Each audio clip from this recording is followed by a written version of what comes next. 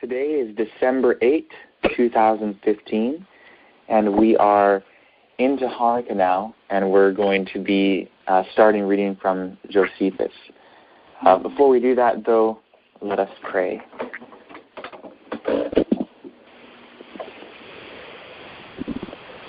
Heavenly Family, thank you so very much for making us aware of these memorials, of these commemorations of such significant events in the past, and for also making us aware of resources that we can avail ourselves of, which will enable us to understand a lot more of these very important points in the past. So help us to be able to view things rightly as we go through the information, to be able to discern the truth and its import. So please guide us in this. Draw us all closer to you and closer to each other. Thank you so much, Heavenly Family. We ask these things in the name of Branch. Amen. Amen. Okay, so just a reminder to everyone, we're going to be starting in the work of Josephus known as Antiquities, Book 11, Chapter 7. Yeah, so at the beginning of the passage that we're going to read, and actually I'll just read the first phrase. When Eliashib, or Eliashib, however his name is pronounced, the high priest was dead, and then it goes on to tell about how his son succeeded him in the high priesthood. Now, that name is one that most of us here probably aren't all that familiar with, but he is mentioned in Nehemiah a few times. And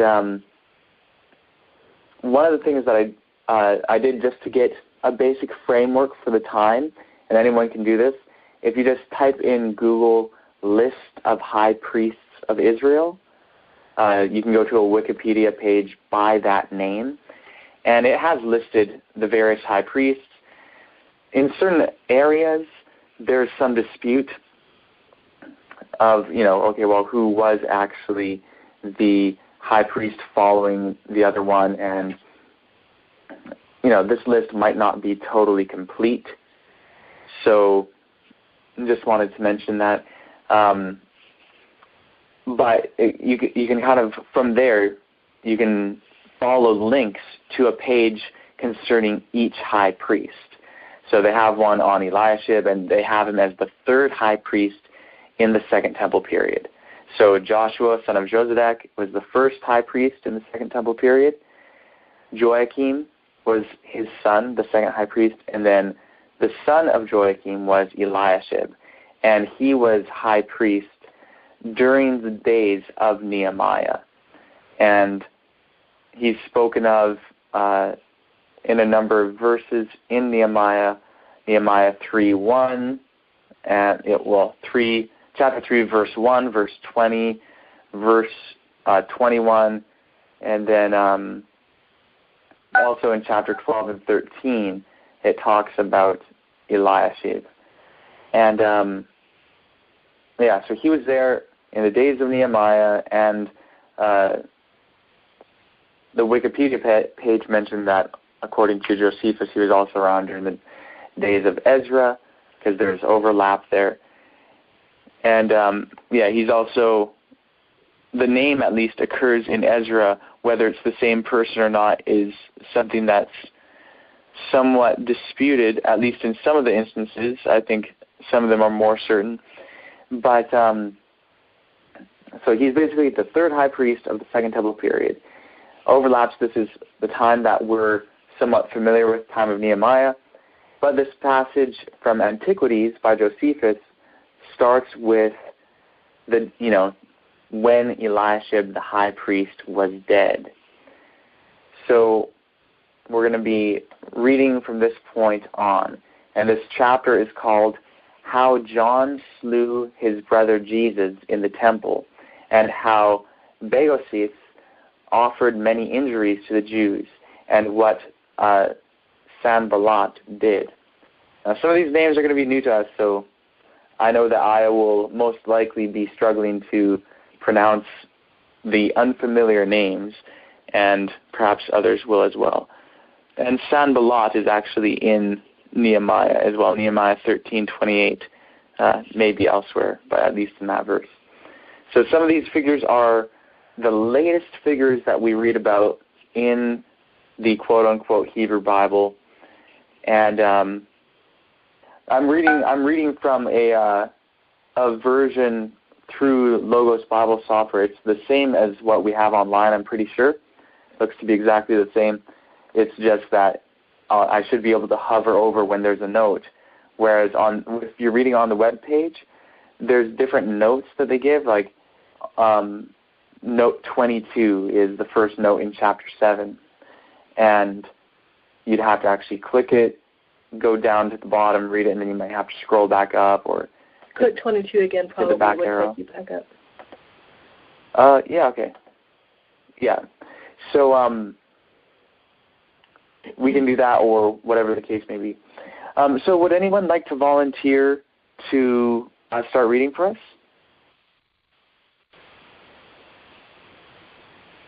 I will. Awesome, thanks. Okay. Chapter 7? Mm-hmm. How John slew his brother Jesus in the temple, and how, is it Bagoses? What do you think? I'm not totally sure. Bagoses is, I guess, what I would say, but... It's as good as any. Yeah. As far as we know. We'll go with that.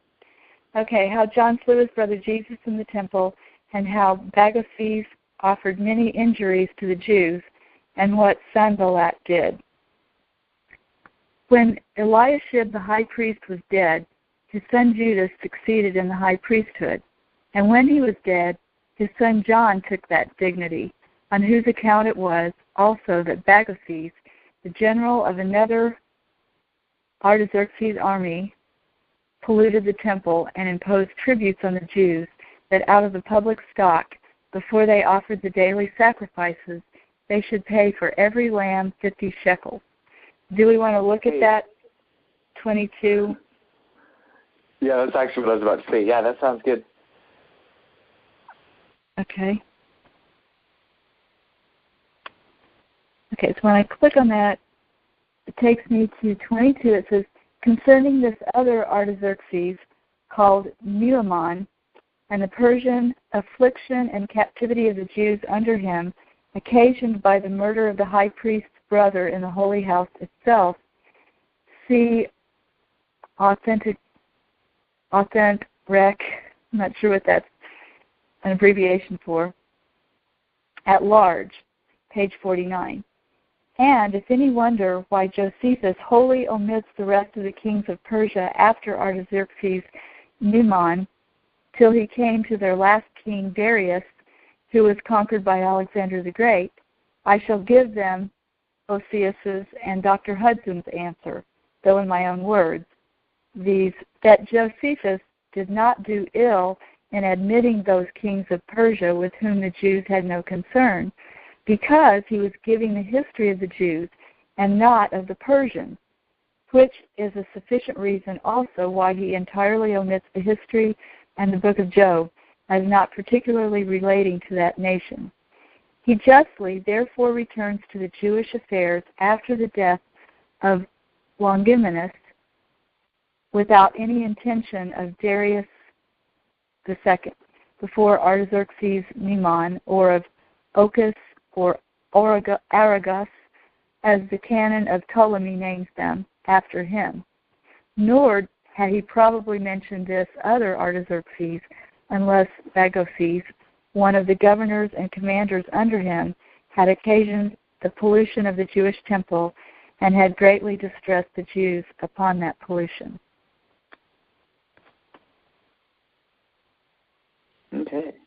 Okay, so I'll go back up.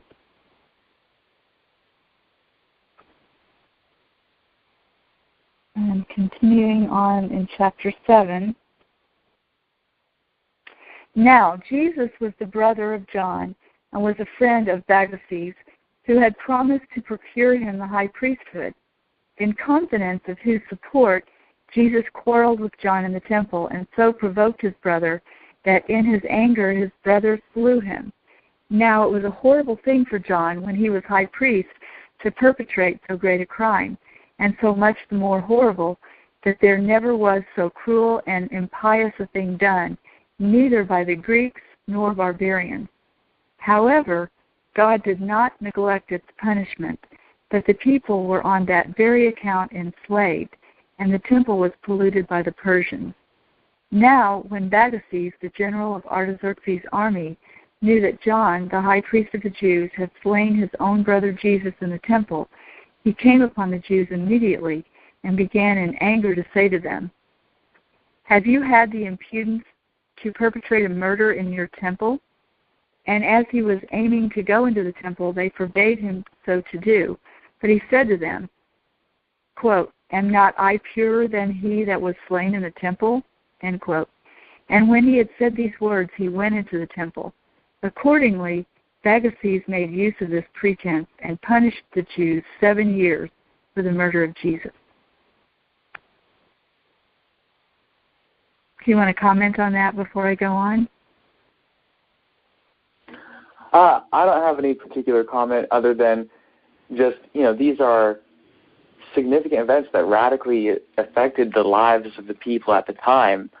And, I had no knowledge prior to just this moment of any polluting of the temple in the time of the Persians. Just unaware of it. So very, very interesting. Does anyone else have any comments?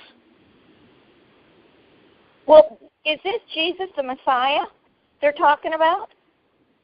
No. This is Jesus, the brother of John the high priest, in just, I guess, the second generation after Eliashib.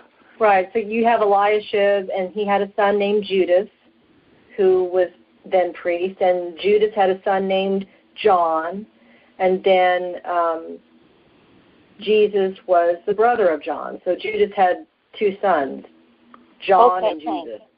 Yeah, and Jesus was actually a very common name. And so, it's...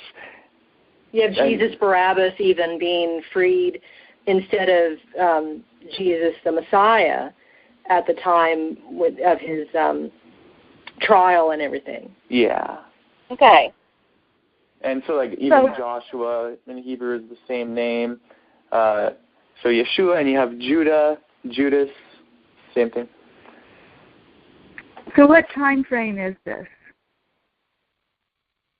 So this is very soon after the days of Nehemiah, because Eliashib was the high priest in the days of Nehemiah. And then he had a son succeed him. And I don't know how long exactly that lasted. And Josephus doesn't say here.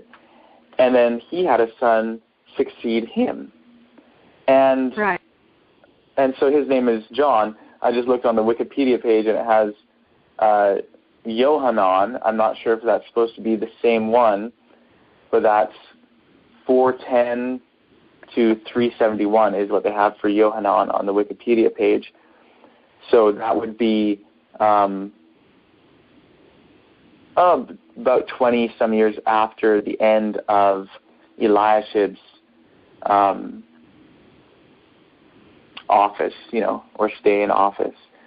So this is maybe 20-some years or so after the time of Nehemiah. Okay, so I should probably know this, but about what year or, approximately would this be? Or what century? Yeah, so it's basically in the late 400s, which is 410. If we're thinking in AD, of course, late 400s would be 480, 490.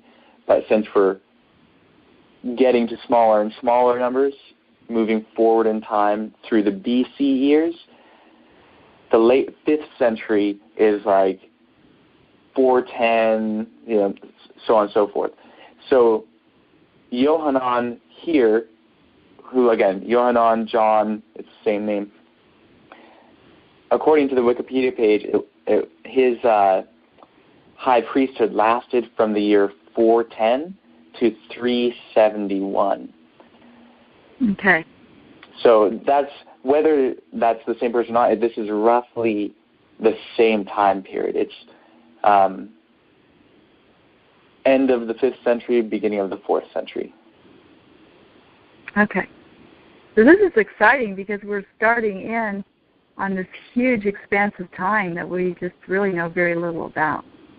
Yeah, so this is like immediately after the Bible drops off. You know, the story as recorded in the books of the Bible, it's just like immediately after that, and now we're learning something about it. Wow. Okay. All right, so verse 2, number 2. Now when John had departed this life, his son Jaddua succeeded in the high priesthood. He had a brother whose name was Manasseh. Now there was one Sanballat who was sent by Darius, the last king of Persia, into Samaria. He was a Cuthian by birth, of which stock were the Samaritans also. This man knew that the city Jerusalem was a famous city, and that their kings had given a great deal of trouble to the Assyrians and the people of Celesyria, so that he willingly gave his daughter, whose name was Nicaso, in marriage to Manasseh, as thinking this alliance by marriage would be a pledge and a security that the nation of the Jews would continue their goodwill to him. And that's the end of chapter 7. Okay. Any comments?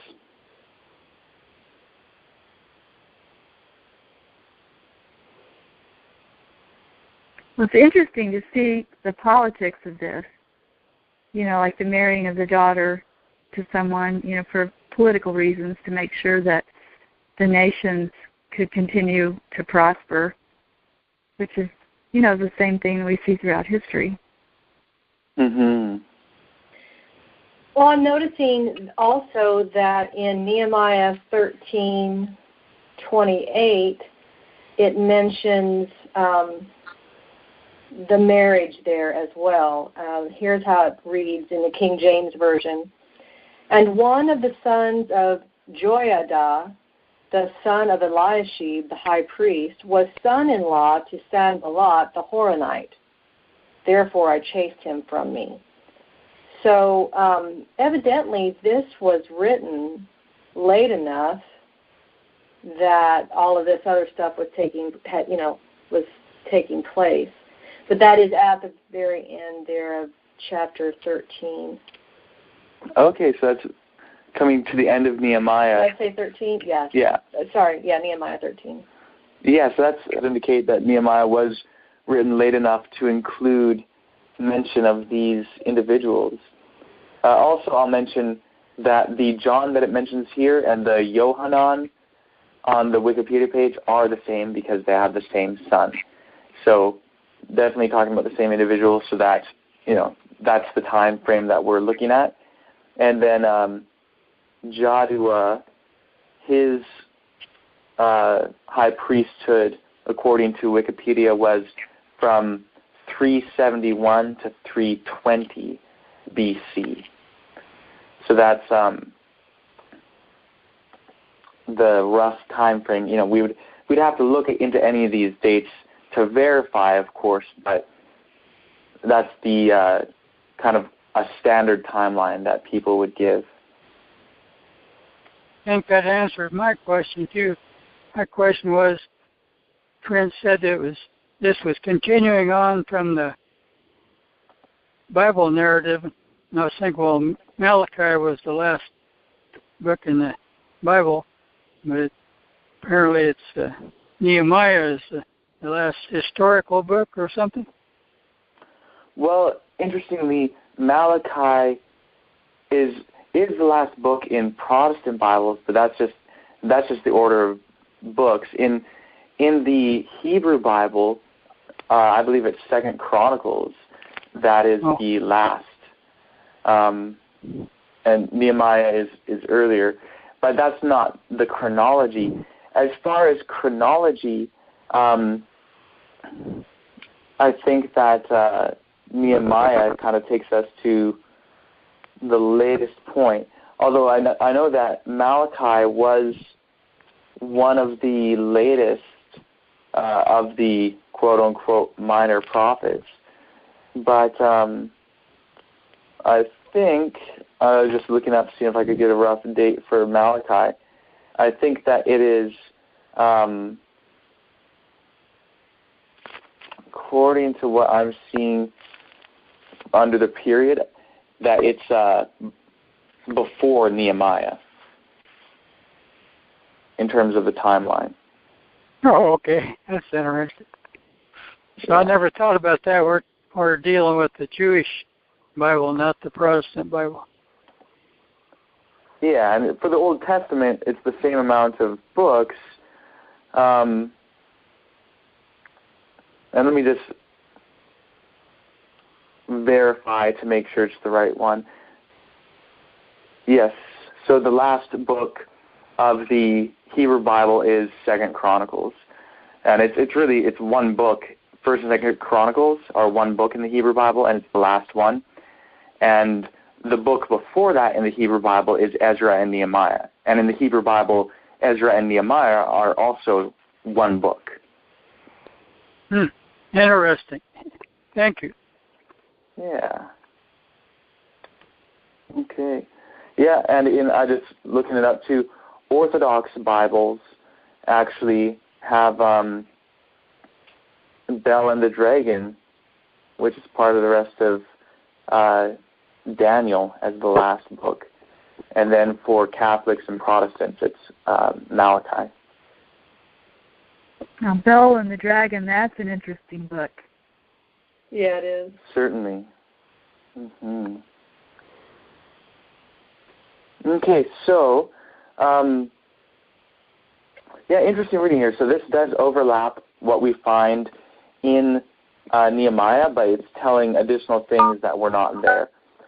So continuing on to chapter 8 now, we'll see how far that takes us. Who would like to start reading from the first paragraph of chapter 8? And actually, whoever does, if you can read the title too.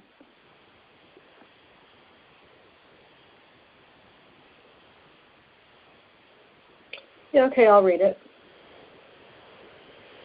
Concerning Sanballat and Manasseh and the temple which they built on Mount Gerizim, as also how Alexander made his entry into the city, Jerusalem, and what benefits he bestowed on the Jews. About this time it was that Philip, king of Macedon, was treacherously assaulted and slain at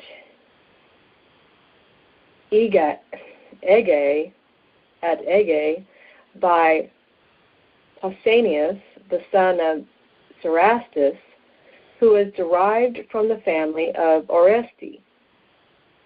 And his son Alexander succeeded him in the kingdom, who, passing over the Hellespont, overcame the generals of Darius' army in a battle fought at Granicum. So he marched over Lydia and subdued Ionia and overran Caria and fell upon the places of Pamphylia, as has been related elsewhere. I was just wondering, where it says, where it talks about this battle, these series of battles, and he says it was related elsewhere. I wonder if he's talking about the war. I can't think of what it's called. I know Norman read that one. The War Scroll? The War Scroll. From what I understand, the War Scroll is portraying like an eschatological battle between the sons of light and the sons of darkness, and it's like basically a prophecy of a battle in the final days. Maybe Josephus is referring to something else he actually wrote, though, because he wrote a couple books called Wars. Yeah, that's what I was referring to, because I figured it was something, I thought that probably he was referring to something that he had written. Okay, yeah, so the War Scroll and the Dead Sea Scrolls is one thing, and then Josephus has a series called The Wars of the Jews, which is okay, another. that's what I'm talking about. That's what you read, right? The Wars of the Jews, yeah. Although the Wars of the Jews starts from the time of Antiochus Epiphanes, which is later after Alexander. So it wasn't included in his series, The Wars of the Jews. But, it might very well be that he's just referring to what has been recorded by historians elsewhere, like various Roman and Greek historians who wrote prior to his writing of this. Mm-hmm. So it's just like, hey, this is history that's available elsewhere. Okay, thanks. So Darius was a Mede, right? So this was Alexander's fighting with the Medes. Yeah, he's getting victory over the Medo-Persian Empire, essentially.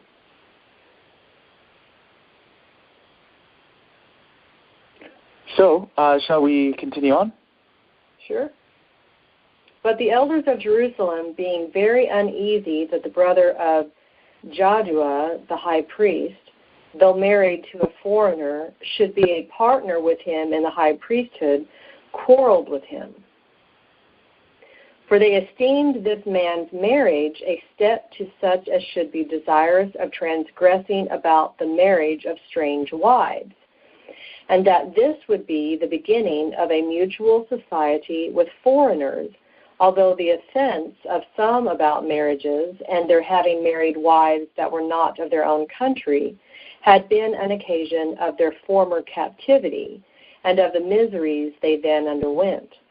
So they commanded Manasseh to divorce his wife or not to approach the altar, the high priest himself joining with the people in their indignation against his brother and driving him away from the altar. That reminds me of just what Nehemiah said.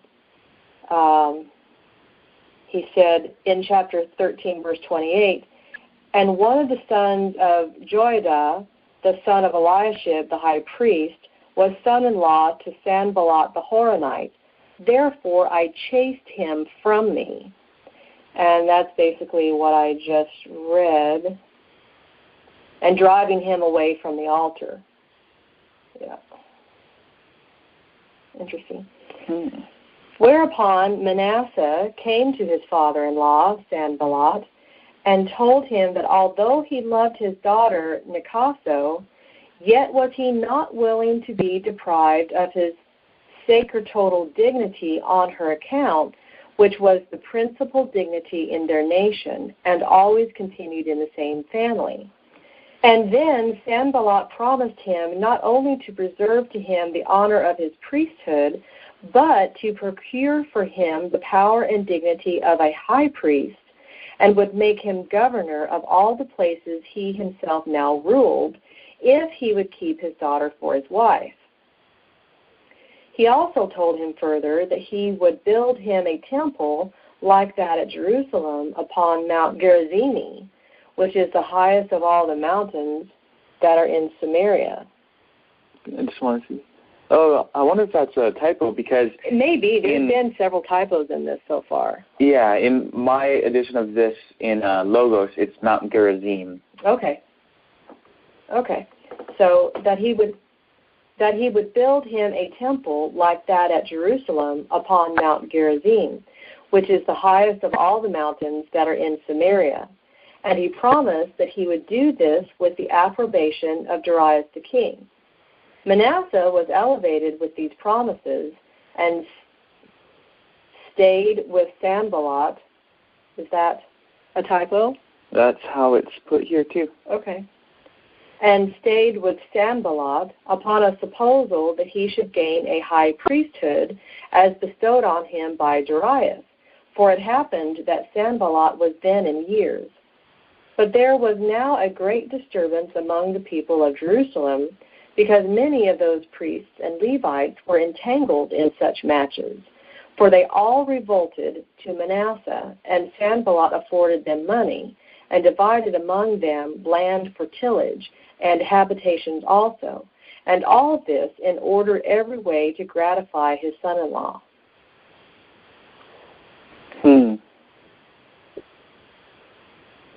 Looks like the sins that Ezra and Nehemiah were trying so hard to keep people from just continued on. Well, I am wondering if this is continuing on or if this is still contemporary. Well, yeah, I mean, it's definitely somewhat contemporary, at least the way it's shown here. Mm-hmm. Just giving more detail at this point than we have in Nehemiah and Ezra. That could certainly be. Although it's interesting because if all that is placed as it should be, Alexander Let me just see Alexander the Great and kind of the basic dates for him, because at the beginning of this chapter it's introducing Alexander and the different victories that he started to have. So according to so the reign of Alexander is supposed to be from 336 to 323, and he was apparently born in 356. So it was when he was 20 that he started reigning. And according to the Wikipedia page on the list of the high priests of Israel, it's Jaddua who was contemporary with him, because he had his high priesthood from 371 to 320. So Alexander starting his reign in 336, and so that definitely leaves 16 years while Alexander is still alive, that Jaddua has his high priesthood overlapping with Alexander's reign. And Jaddua, he was mentioned also in Nehemiah, right? Yes, but it just spelled a slightly different, Joiada.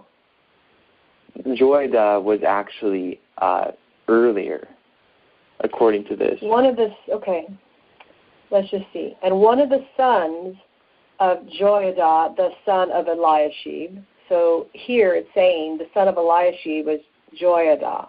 Yeah, and then after Joiada was Johanan, which was, that was where you have the story. Well, actually, yeah, that was where you have the guy who murdered his brother.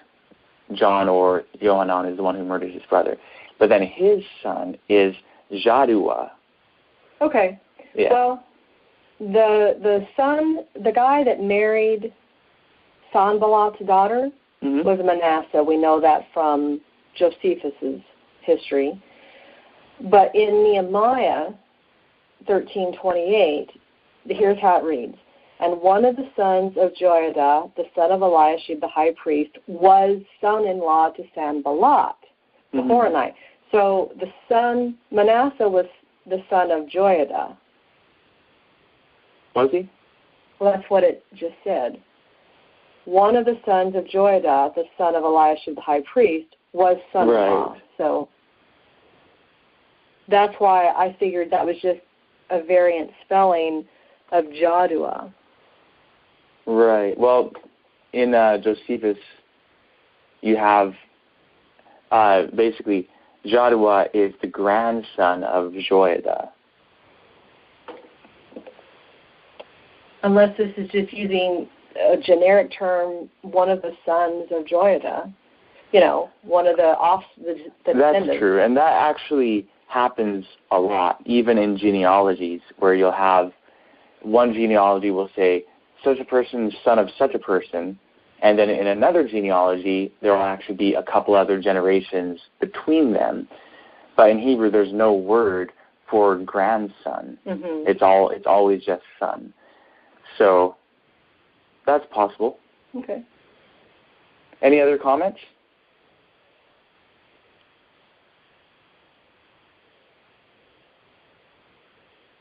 Well, if anyone's interested in words, that word stayed is a very old word, where it says that Manasseh was elevated with these promises and stayed with Sanballat, and it means to be steady, sedate, respectable. So he just stuck right along with Sanballat and did the respectable thing, which was to acquiesce, right? To go along with, what he was promising him. Right. And not give up his wife. Yeah, or his privilege of being in contact with the altar. Right. But he was a Jewish high priest, right? So. Yeah, I'm a little thrown off maybe. Here's how I'm understanding this to be reading. And yes, Manasseh was Jewish, but he wrongfully married Sanballat's daughter. Yeah. So then Manasseh was told that if he didn't divorce her, that he would no longer be able to come in contact with the altar. So that's what Manasseh was going to do. But then his father-in-law, Sanballat, and Manasseh said, hey, I love your daughter, but I can't give up the priesthood. And he was brother of the high priest. Right. So he was priest but not high priest. Okay. So then Sanballat says, well, hey, let me sweeten the deal for you so that, if you promise not to divorce my daughter, I'll step in and I'll make sure that not only do you keep your priesthood, but I'll make you high priest. Yeah, and he was also saying, okay, so you can't approach that altar? Well, I'll just build you a new temple and another altar, right? Mm-hmm. Right. He's saying, hey, I'll set you up over all my own kingdom, whatever, provinces, and however it said that, whatever he's over. And he would build him a temple like that at Jerusalem upon Mount Gerizim. Mm-hmm. So that goes along with... Sorry. It's okay. Go ahead, Carol. Well, I was just connecting it with what Trent was saying last night about just kind of the MO of the Greeks in general, which was to connect them, with Greeks, to the people that they were wanting to conquer, that they would just merge them in so that, they were all the same. Okay, mm-hmm. You've got your gods, well, it's really the same as our gods, and, your temple worship, well, it's really the same as this. You can do it over here, and, it'll even be, more extravagant and, whatever. It definitely looks like some of the same mentality, although from what I understand, Sanballat wasn't a Greek. This seems like it's before the Greeks actually started to come in, although according to what Josephus is saying, Alexander is already starting to take over. So it's about the time when Alexander just started his reign and he just started gaining some victories over the Medes and the Persians. And at this time, Sanballat is there, and apparently he's a Samaritan leader. And it calls him a Horonite? Yeah. Sanballat the Horonite. I'm not sure exactly the origin of the term Horonite, but he's a Samaritan leader. So very, very interesting, because this is talking about the building of the Samaritan temple, and this does help to create some of the background for some of the issues like you have when Christ is speaking to the Samaritan woman. What is the background of their history that they just know and take for granted? Well, this is part of it. Now that's just what I was thinking about. Mm-hmm. Yeah. So what I was going to say just a bit ago is, with this all in mind, this, what was taking place and what Sanballat was trying to get Manasseh to do, So he promises him to build him a temple like that at Jerusalem upon Mount Gerizim, and that are in Samaria. And he promised that he would do this with the approbation of Darius the king. So that elevated Manasseh. It says Manasseh was elevated with these promises and stayed, S-T-A-I-D, with Sanballat upon a proposal that he should gain a high priesthood. So then, according to the definition that Carol was just bringing out, something like doing the respectable thing or whatever, sticking true to someone and all that. But in this situation, you know, the question is asked, well, respectable according to who? And being kind of faithful and sticking to who? So he chose Sanballat over over the gods, basically. Yeah, over the truth. In other words, he made the wrong decision because, according to what Christ said, you know, Christ mentioned, he said, you know, as Jews, we know what we worship. So in John chapter 4, Christ does indicate that, the right place to worship is in Jerusalem. But he turns it into a far more important issue than just that. Mm-hmm. Interesting. So this is basically the history of how the Samaritans came to be worshiping on Mount Gerizim. Is that true? At least having this temple there. I don't know if they ever had a temple there prior to this. I don't know one way or the other. And I have some thought in my mind that I'm not sure if it's a true memory or a false memory, but I seem to remember something about this temple being destroyed even before the days of Christ. So we'll have to see. Josephus, if that's the case, he would probably refer to it. But the Samaritans, like the way it's even portraying it here, is as though Mount Gerizim was, it just says, which is the highest of all the mountains that are in Samaria. So whether they already counted Mount Gerizim to be something very special prior to this and worshipped there, I don't know. I can't say for sure. But this is all that we know, I guess, so far as to any origin of worship focused on Mount Gerizim.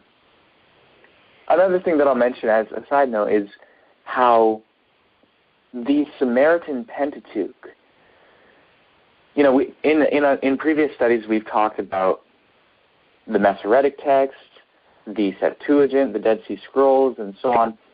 Well, the Samaritans didn't accept any quote-unquote books of the Bible as scripture except for the Pentateuch. They only accepted the Pentateuch. I think there is a Samaritan version of Joshua, which they held in high esteem, but didn't count it to be quote-unquote scripture. So there's the Samaritan Pentateuch. And the Samaritan Pentateuch is actually a very important witness for the text of the Pentateuch. So anyone who's doing textual criticism of the Pentateuch, the Samaritan Pentateuch is one of the things they have to take into consideration.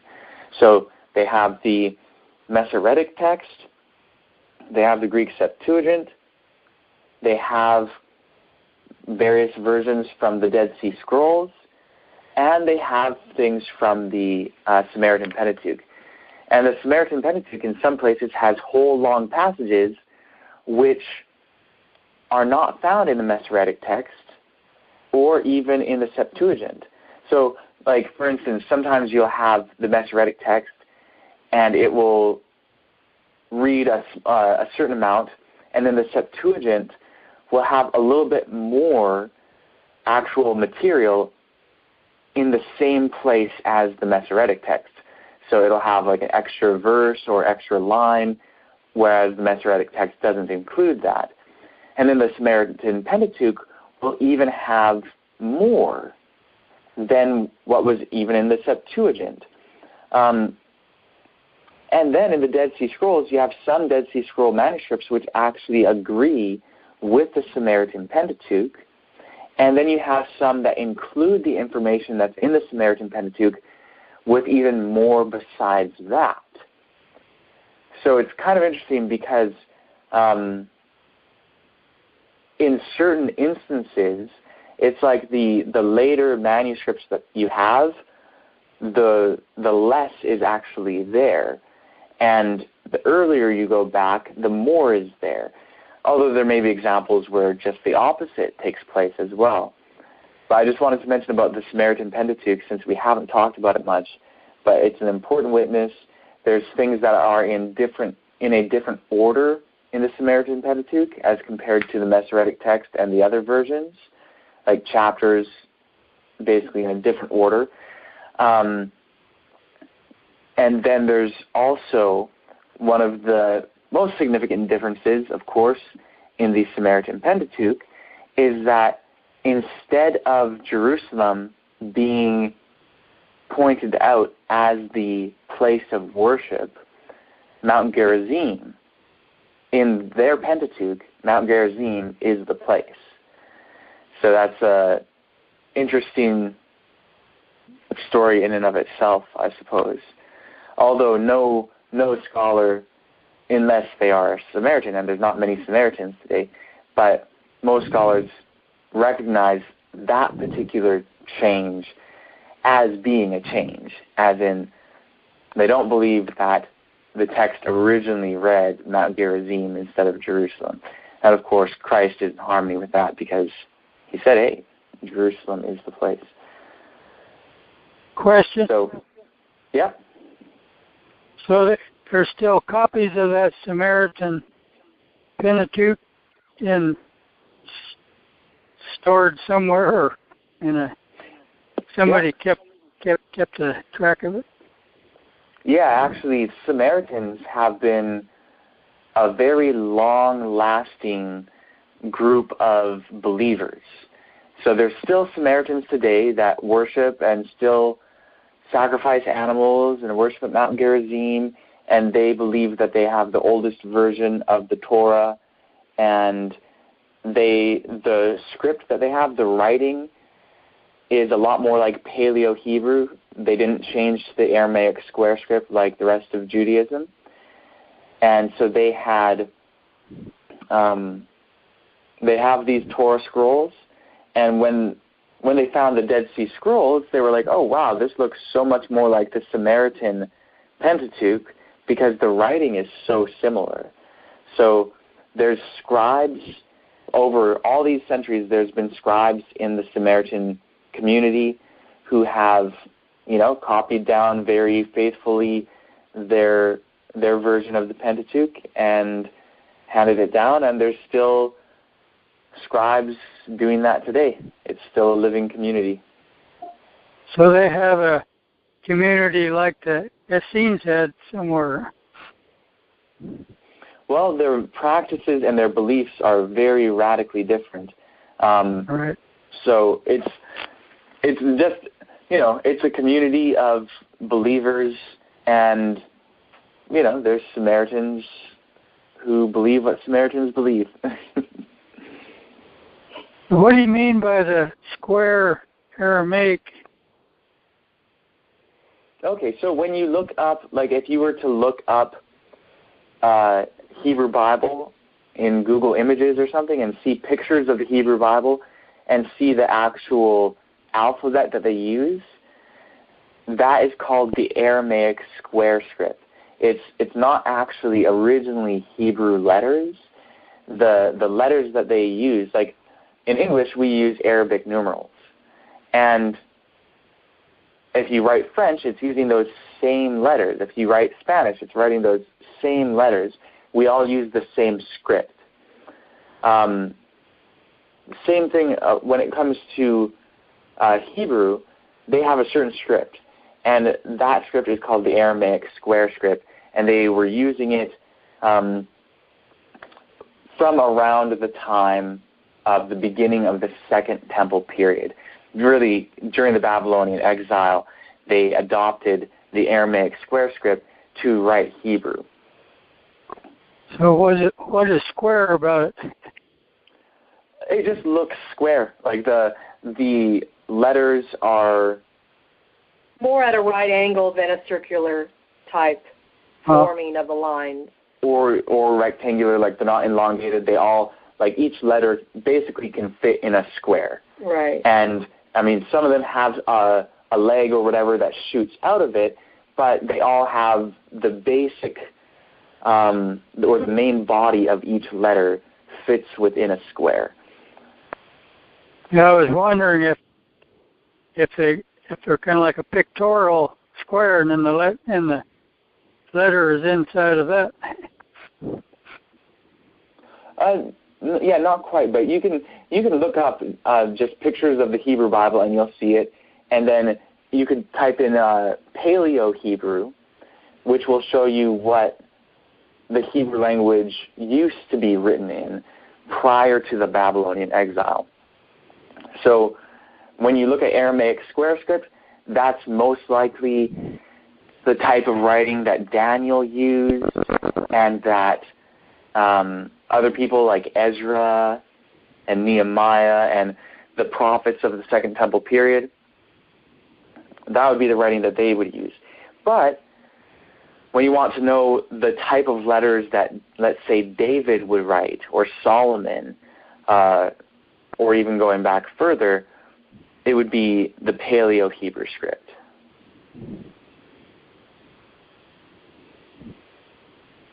Thank you. Yeah, no problem. Any other comments before we move on?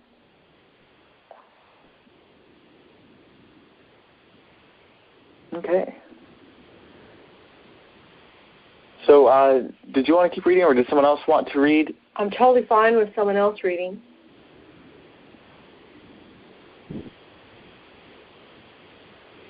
We are at the third paragraph of Chapter 8 of Antiquities, Book 11. Would anyone like to volunteer to read?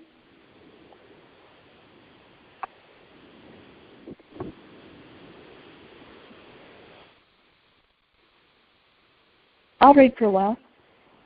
Cool. Sure. Okay. About this time it was that Darius heard how Alexander had passed over the Hellespont and had beaten his lieutenants in the battle at Granicum, and was proceeding further, whereupon he gathered together an army of horse and foot, and determined that he would meet the Macedonians before they should assault and conquer all Asia. So he passed over the river Euphrates and came over Taurus, the Cilician mountain, and at Issus of Cilicia he waited for the enemy, as ready there to give him battle.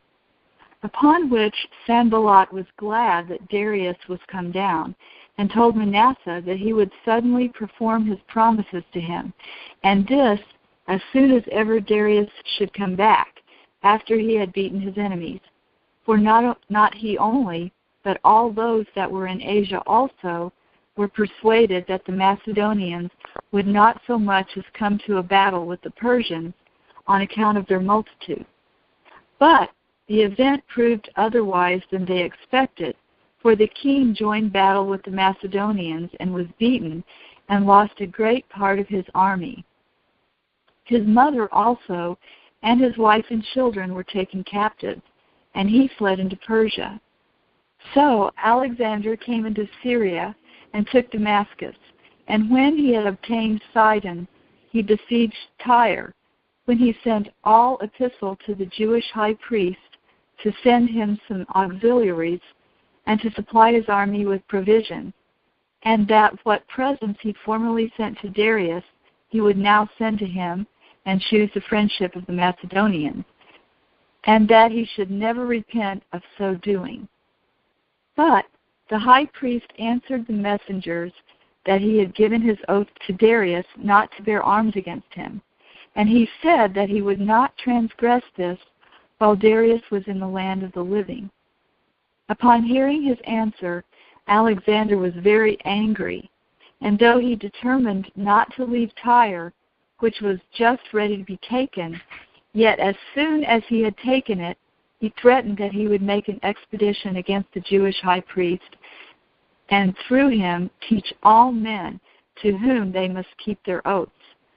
So when he had, with a good deal of pains during the siege, taken Tyre, and had settled its affairs, he came to the city of Gaza, and besieged both the city and him that was governor of the garrison, whose name was Babamezes.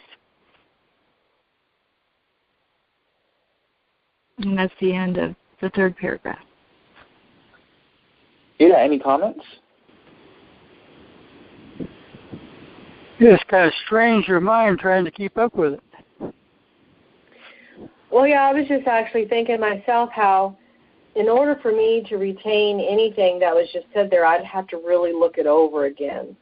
Because, there's all these foreign words, these names of places that my brain has to, assess and identify and categorize or something.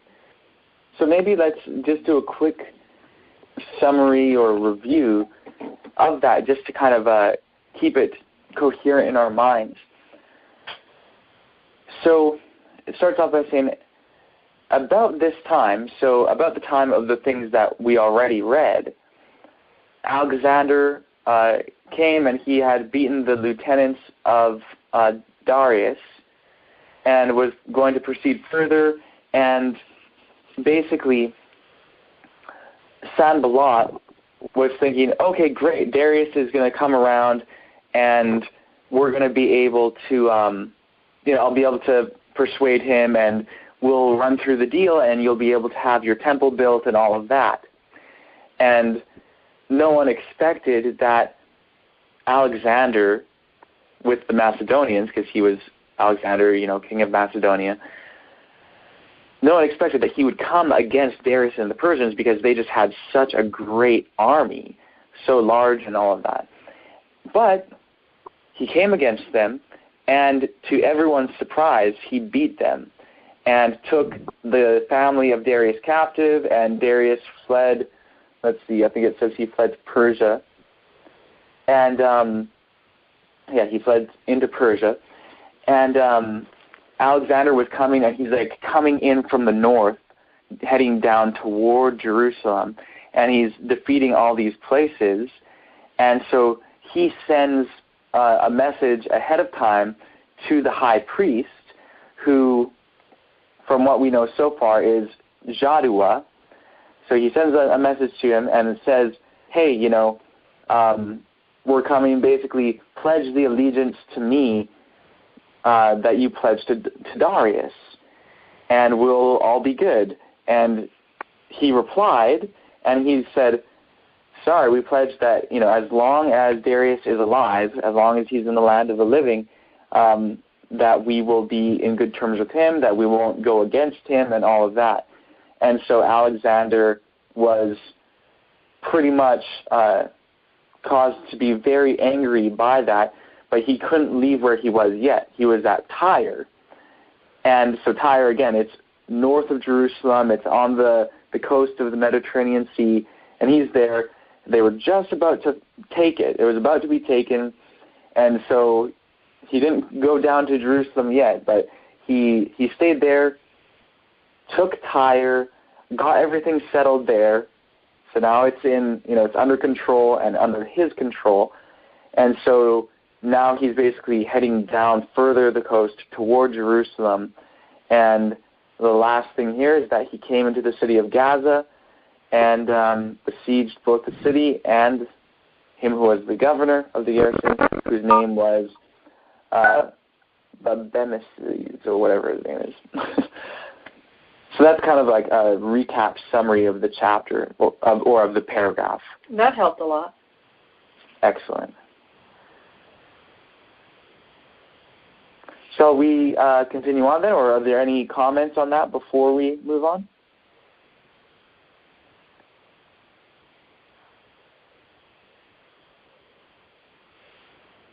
All right. I guess we will... Oh, actually, I'm just wanting to make sure that I'm also tracking with which Darius or Darius this is? I think it's Darius the Second.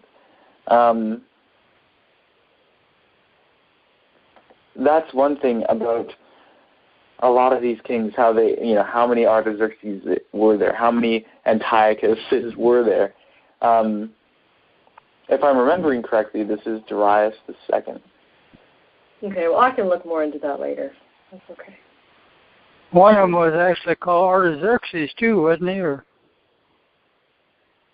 well, it had mentioned in Artaxerxes, and yeah, you're right. I think it said that Darius, who was also called Artaxerxes.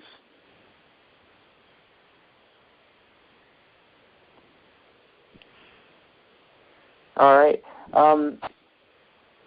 Would anyone like to read paragraph 4? I can read it, guys. Yeah, sure. Go ahead, Tim. All right. And we're still in chapter 8, paragraph 4? Yes. It says, but Sanballat thought he had now gotten a proper opportunity to make his attempt. So he renounced Darius, and taking with him 7,000 of his own subjects, he came to Alexander. And finding him beginning the siege of Tyre, he said to him that he delivered up to him these men, who came out of places under his dominion, and did gladly accept of him for his lord instead of Darius. So when Alexander had received him kindly, Sanballat thereupon took courage, and spake to him about his present affair. He told him that he had a son-in-law, Manasseh, who was brother to the high priest Jaddua, and that there were many others of his own nation now with him, that were desirous to have a temple in the places subject to him, that it would be for the king's advantage to have the strength of the Jews into 2 parts. Lest when the nation is of one mind and united upon any attempt for innovation, it prove troublesome to kings, as it had formerly proved to the kings of Assyria, whereupon Alexander gave Sanballat leave so to do, who used the utmost diligence and built the temple, and made Manasseh the priest, and deemed it a great reward that his daughter's children should have that dignity. But when the 7 months of the siege of Tyre were over, and the 2 months of the siege of Gaza, Sanballat died. Now Alexander, when he had taken Gaza, made haste to go up to Jerusalem.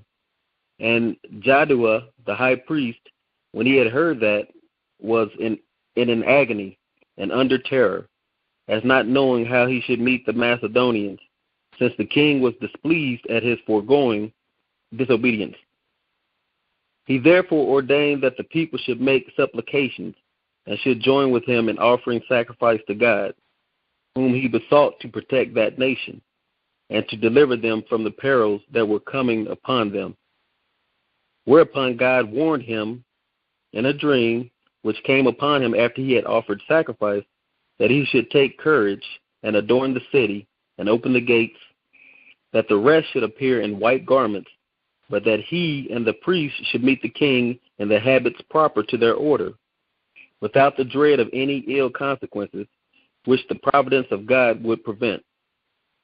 Upon which, when he rose from his sleep, he greatly rejoiced, and declared to all warning he had received from God, according to which dream he acted entirely, and so waited for the coming of the king. Very, very, very interesting. Interesting seeing Sanballat basically delineating divide and conquer. Saying, hey, it's for your benefit that we're divided and that this temple is built, and so he basically gave the go-ahead. What a terrible, terrible strategy. But yeah, very, very interesting how I'm just finding this to be such important history to see how things changed and how Alexander became involved. This is really talking about the initial introduction of Greek ways and Greek culture into Jerusalem. So, yeah, any other thoughts? Yes, that's that person down in Waco that was reading to me out of Jones or Wagner's history book. And that's exactly what he read, was that Alexander came to Jerusalem and the priests were dressed in white and he bowed down to them. You know, instead of expecting them to bow down to him. Right. Interesting. So I guess we'll see exactly how it puts it here as this progresses.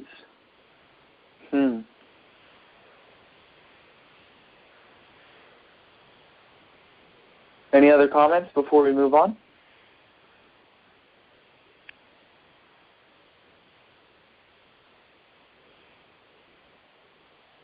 Okay. Yeah, I suppose I'll read the next paragraph.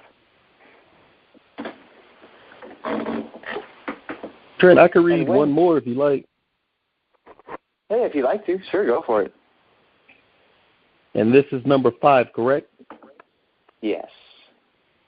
All right. And when he understood that he was not far from the city, he went out in procession with the priests and the multitude of the citizens. The procession was venerable, and the manner of it different from that of other nations. It reached to a place called Sapphah, which name translated into Greek signifies a prospect, for you have thence a prospect both of Jerusalem and of the temple. And when the Phoenicians and the Chaldeans that followed him thought they should have liberty to plunder the city and torment the high priest to death, which the king's displeasure fairly promised them, the very reverse of it happened. For Alexander, when he saw the multitude at a distance in white garments, while the priests stood clothed with fine linen, and the high priest in purple and scarlet clothing, with his mitre on his head, having the golden plate whereon the name of God was engraved, he approached by himself and adored that name, and first saluted the high priest. The Jews also did all together with one voice salute Alexander and encompass him about, whereupon the kings of Syria and the rest were surprised at what Alexander had done, and supposed him discovered in his mind, or disordered in his mind. However, Parmenio alone went up to him and asked him how it came to pass that, when all others adored him, he should adore the high priest of the Jews. To whom he replied, I did not adore him, but that God who hath honored him with his high priesthood. For I saw this very person in a dream, in this very habit, when I was at Dios in Macedonia, who, when I was considering with myself how I might obtain the dominion of Asia, exhorted me to make no delay, but boldly to pass over the sea thither, for that he would conduct my army, and would give me the dominion over the Persians. Whence it is that, having seen no other in that habit, and now seeing this person in it, and remembering that vision, and the exhortation which I had in my dream, I believe that I bring this army under the divine conduct, and shall therewith conquer Darius, and destroy the power of the Persians, and that all things will succeed according to what is in my own mind. And when he had said this to Parmenio, and had given the priest, or the high priest, his right hand, the priest ran along by him, and he came into the city. And when he went up into the temple, he offered sacrifice to God, according to the high priest's direction, and magnificently treated both the high priest and the priest. And when the book of Daniel was showed him, wherein Daniel declared that one of the Greeks should destroy the empire of the Persians, he supposed that himself was the person intended. And as he was then glad, he dismissed the multitude for the present, But the next day he called them to him and bid them ask what favors they pleased of him. Whereupon the high priest desired that they might enjoy the laws of their forefathers and might pay no tribute on the 7th year. He granted all they desired. And when they entreated him that he would permit the Jews in Babylon and Media to enjoy their own laws also, he willingly promised to do hereafter what they desired. And when he said to the multitude that if any of them would enlist themselves in his army on this condition, that they should continue under the laws of their forefathers and live according to them, he was willing to take them with him. Many were ready to accompany him in his wars. That's interesting. Fascinating. Mm-hmm. Quite fascinating. Amazing. Yeah, very amazing. And one does wonder how, approaching this from a historical perspective, it's good to question, like, okay, so did this happen the way that Josephus said it happened? And you kind of do have to wonder, with Alexander going and conquering so many peoples and taking over, you kind of have to wonder how it was that the Jewish temple and the Jews were allowed to stand and to continue on and so on.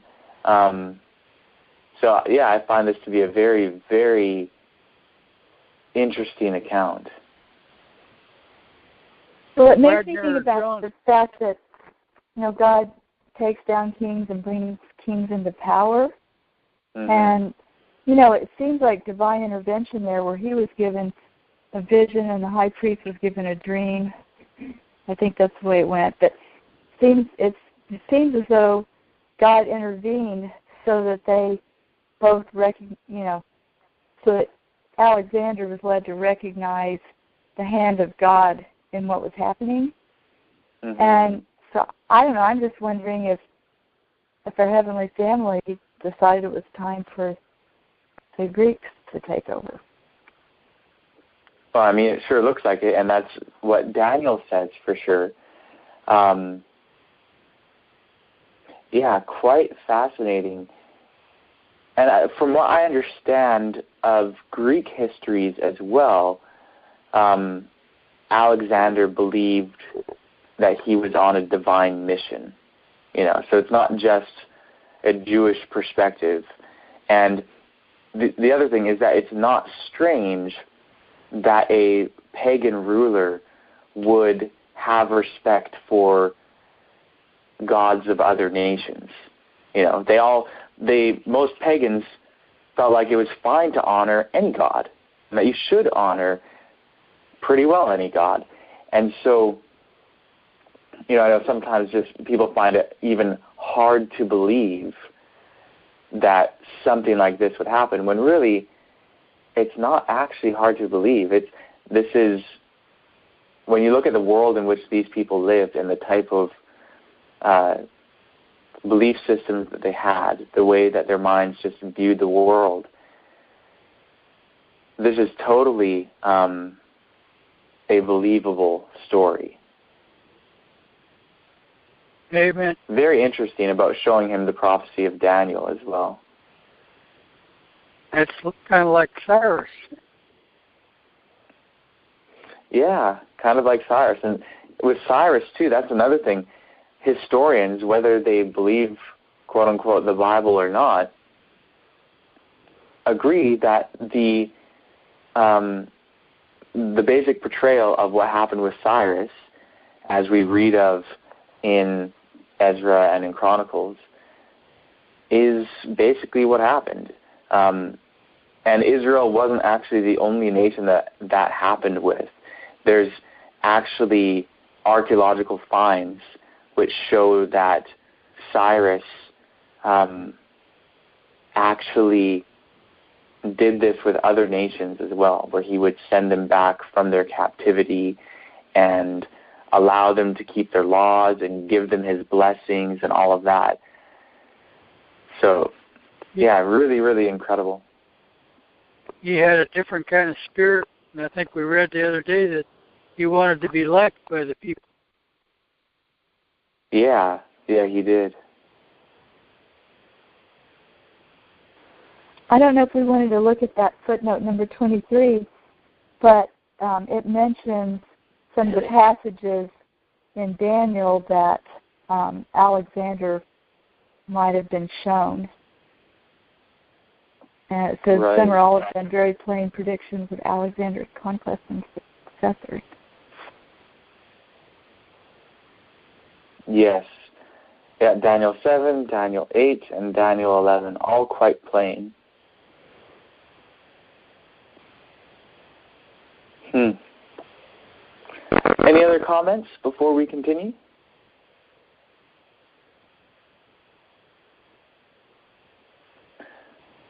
Okay, would somebody like to read paragraph 6?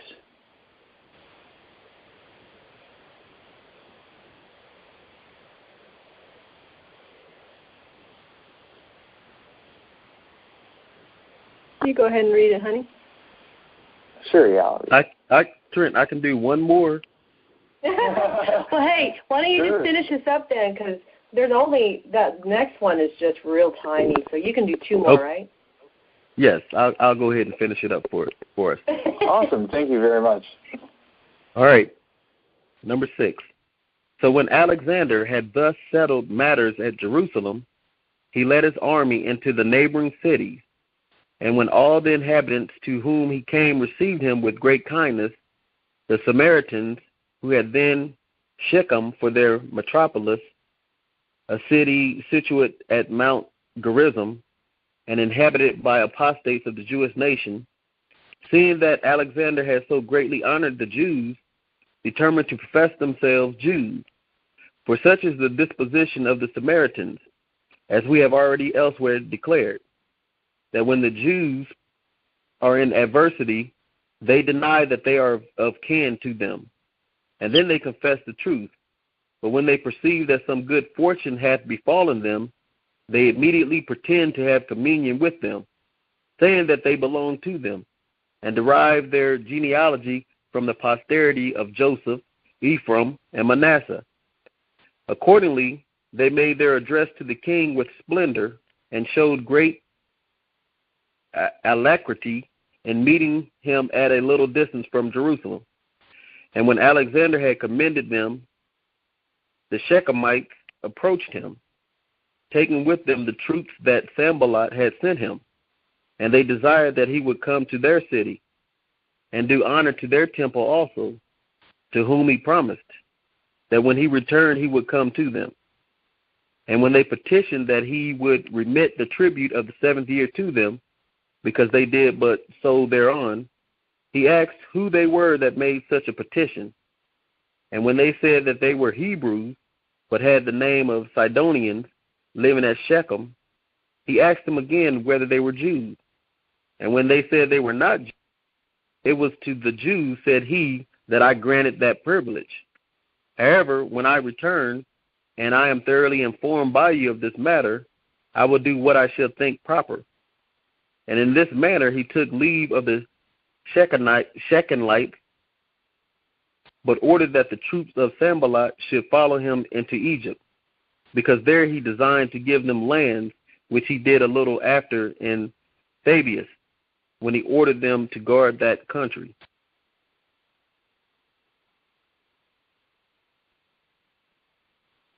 Number 7. Now when Alexander was dead, the government was parted among his successors, but the temple upon Mount Gerizim remained. And if anyone were accused by those of Jerusalem of having eaten things common, or of having broken the Sabbath, or of any other crime of the like nature, he fled away to the Shechemites and said that he was accused unjustly. About this time it was that Jaddua the high priest died, and Onias his son took the high priesthood. This was the state of the affairs of the people of Jerusalem at this time. Yeah, it just keeps getting better and better. Well, because at the very end there it mentions Onias or Ania or however his name is pronounced,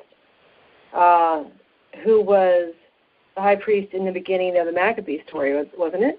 Well, he has the same name as the high priest at the beginning of the Maccabee story. But, yeah, there's... different time, though. There's... Too early. Yeah, it's too early because this is still in the 4th and going into the 3rd century, but it was in the 2nd century that the story of the Maccabee starts. Okay.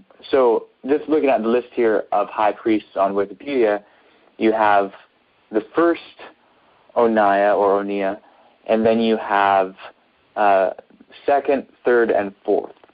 So it looks like there's 4 then.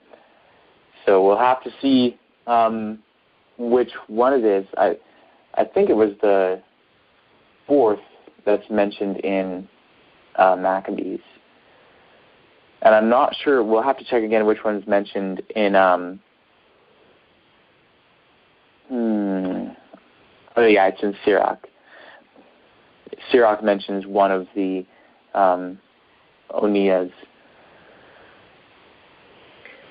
I'll tell you something else that I found interesting is how Josephus is writing here, and he's saying that when the Samaritans saw that Alexander was so, treating the Jews so nicely, then they decided to claim to be Jews. And that's what the Samaritans do. When the Jews are in adversity, they deny that they're kin to them. And here's what Josephus says, and then they confess the truth.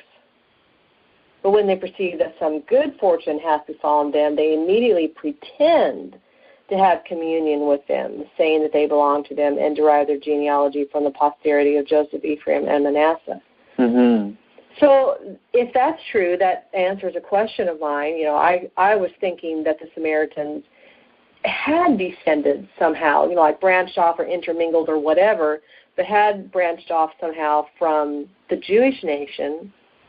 But according to Josephus, that's not the case. Now, whether that's true or not, I don't know. But we do have mention of, not Manasseh, brother or son of Joseph, but the more contemporary Manasseh in the beginning of the story that was married to Sanballat's daughter. He went to Samaria. Yeah, lived and here it mentions that the Jews who basically would break the Sabbath or do another thing, they would go to the Shechemites, which again it said that the Samaritans dwelt at Shechem earlier in paragraph 6. That was their metropolis. Mm-hmm. The metropolis of the Samaritans was Shechem, a city situate at Mount Gerizim, and inhabited by apostates of the Jewish nation. Mm-hmm. So there were Jews there. And, yeah, so apparently apostate Jews and Samaritans, which, yeah, as you're pointing out, he's basically saying that the Samaritans themselves are not actually from Israel, mm-hmm. But there's been mixing with the Jews. So most likely some of them at least had Jewish blood because of intermingling, and I think that's the way Ellen White puts it as well, that they had intermingled with the Jews and with basically apostate Jews, and therefore had a version of the Jewish faith, but very different in many regards. Mm-hmm.